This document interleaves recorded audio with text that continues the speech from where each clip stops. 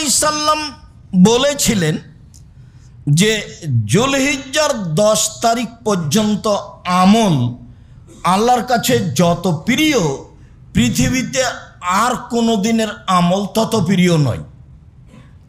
তো সাহাবীগণ বললেন, জেহাদও কি নয়? তো আল্লাহ রাসূল বললেন, না, জেহাদও নয়। তবে কেউ যদি আল্লাহর পথে গিয়ে শহীদ হয়ে যায় আর ফিরে না আসে, সেটা ভিন্ন কথা। তবে জেহাদ করেও অত ভালো আমল করতে পারবে না যুলহিজ্জার 10 তারিখে মানুষ যত ভালো আমল করতে পারবে। যার কারণে বিদ্বানগণ এই পথে চলে গেছেন যে যুলহিজ্জার 10 তারিখ রমজানের শেষের দশকের চেয়ে উত্তম। বলে কিভাবে উত্তম হয়? এই জন্য যে রমজানের শেষ দশকে একটা জিনিস আছে, তা হলো লাইলাতুল কদর।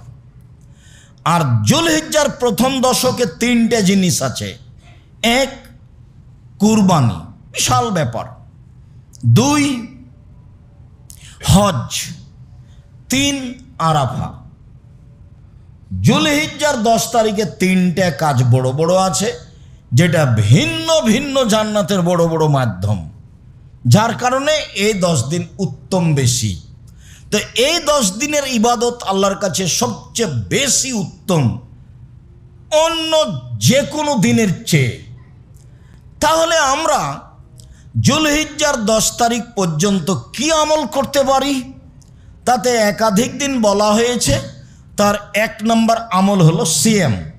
যুলহিজ্জার 1 তারিখ থেকে 9 তারিখ পর্যন্ত একটানা সিয়াম থাকাতে অভ্যাসী হতে হবে।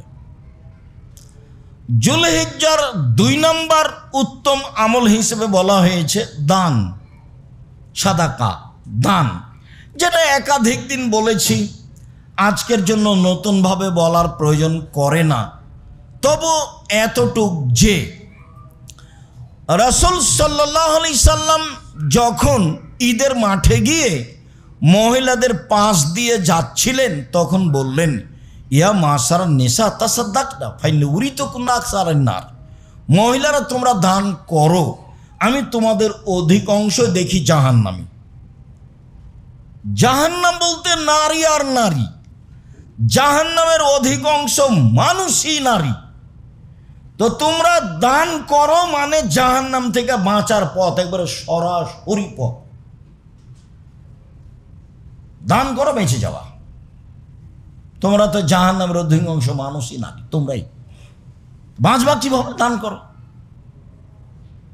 আর আল্লাহ রাসূল যখন ওই কথাটা বললেন যে বিচারের মাঠে মানুষ আল্লাহর মুখামুখি কথা বলবে, তখন কোনো দোভাষী থাকবে না, তখন কোনো অন্তরাল থাকবে না।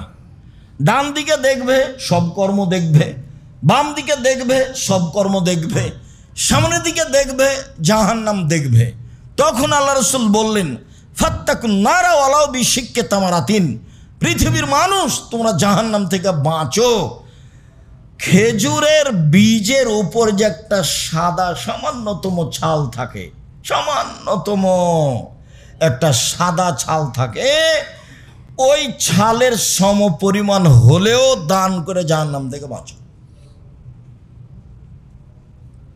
তাহলে বোঝা গেল যে সরাসরি জাহান্নাম থেকে বাঁচার পথ দান, সেটা কম হোক আর বেশি হোক। ফিসাররাই ও জাররাই, সচ্ছল অসচ্ছল, সচ্ছল অসচ্ছল, সচ্ছল অবস্থায় অসচ্ছল অবস্থায়, যার যা কুলাই। কারো কুলাই 10 লাখ, কারো কুলাই 10,000, কারো কুলাই 10 টাকা, কারো কুলাই একটা কয়েন। যেভাবেই হোক না কেন, তার বুঝ অনুপাতে। এটাও বুখারীর হাদিস, আগেরটাও বুখারীর হাদিস, বুখারী মুসলিম। মানে বাঁচো জাহান্নাম থেকে এইভাবে। তো যুলহিজ্জার 1 থেকে 10 পর্যন্ত, 13 পর্যন্ত 2 নম্বর কাজ হলো দান। যুলহিজ্জার 1 থেকে নিয়ে 10 পর্যন্ত 3 নম্বর কাজ হলো জিকির, যেটা এই আল্লাহু আকবার, সুবহানাল্লাহ, আলহামদুলিল্লাহ। যুলহিজ্জার 1 থেকে নিয়ে 10 পর্যন্ত, 13 পর্যন্ত 5 নম্বর কাজ হলো ইস্তেগফার।